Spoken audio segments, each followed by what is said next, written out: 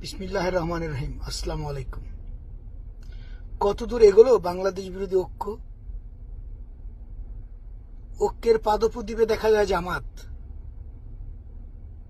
যে ঐক্যের মূল অংশীদার জামাত, সেখানে মুক্তিযোদ্ধাদের কোনো অংশগ্রহণ আছে কি?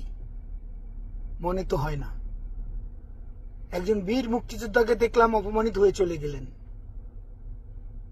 আর এক সেক্টর কমান্ডারের প্রতিষ্ঠিত দল বাংলাদেশ জাতীয়তাবাদী দল, তারা কি ঐক্যের অংশীদার হবেন? যদি জাতীয় ঐক্যের পাদপ্রদীপে বিএনপি থাকে, তবে হয়তো দেশের কিছু ভালো হতে পারে।